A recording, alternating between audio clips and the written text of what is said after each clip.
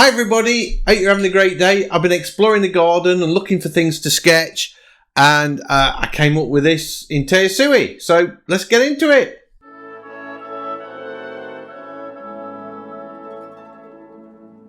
Special K's and my garden is full of little gems to sketch and paint.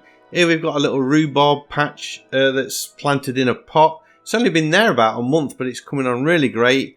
I thought I'd have a go at that, just sketching it out in Tayasui.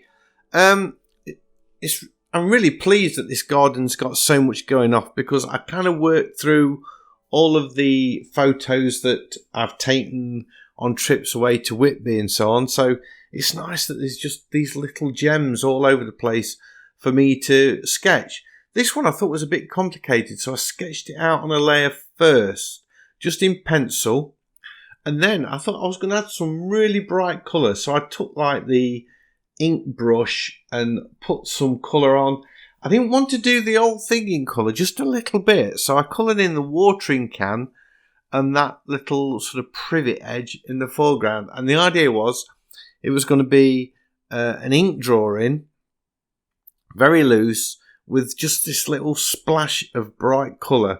So I've got the colour in, I've got the pencil drawing.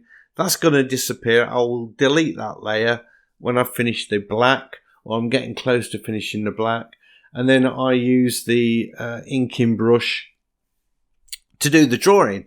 And as you can see from the video of my hand, if you like, I'm not changing the brush size much at all. I do most of it with the pressure, by how much pressure I'm applying to that to the pen. So if I put a little bit of pressure on, or a lot of pressure, I get these really big thick lines, and light pressure I get these nice faint lines. I do use the sliders, don't get me wrong. Every now and again I will need to do that, just to add a little bit of pressure when I want a very thin line, and I can't get the line as thin as I want without reducing the size, and then I'll whack it back up again. But most of the time it's set to, I don't know, about 25% up the slider. Well, not even that. If you look at the slider, maybe 10-15%, something like that. Oh, that is for the fine lines though. So yeah, maybe it was 25% for the thicker lines, because you can see now I'm doing this sort of etching on top of the rhubarb leaves, and I'm doing it in such a way that I'm trying to get the curve of the leaf, the way it's got these sort of ripples in it. I'm trying to achieve that with the etching of the line. So I'm doing this sort of really, really thin line to get that in. I hope that all makes sense. I think it does. I did quite a bit of this drawing where I would sort of get the ink in, then use the eraser and take the ink out again and put it back in. So it is a lot easier doing this pen and ink digitally than it would be with a conventional method. What I'm doing here, I'm just adding a little bit of cross hatching just to put some sort of shadows on those curves as they appear on the photo. And there's some more lines just to finish off that leaf. And I've got one more leaf to do. Here we go. I'm just starting on the last leaf now, I believe. Am I going to do that? Maybe. No, I've gone back over some that I've already finished. I wasn't quite happy with that. I used the eraser to also lift out white lines. Here we go. Now I'm going in with that last leaf. And you can see this one, I'm getting bored. I've been drawing for about half an hour, and now the etching's getting much sort of faster.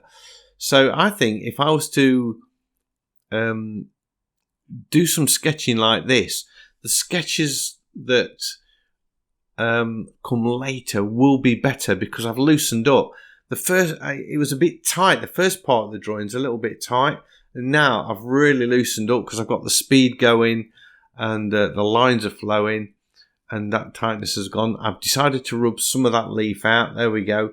and put that in again. And it's a much more relaxed style that I'm drawing in now.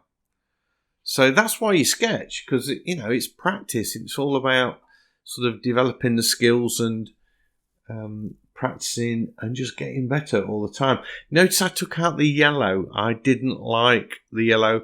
In the end, I felt a splash of one colour was enough, and the yellow was just really one colour too many.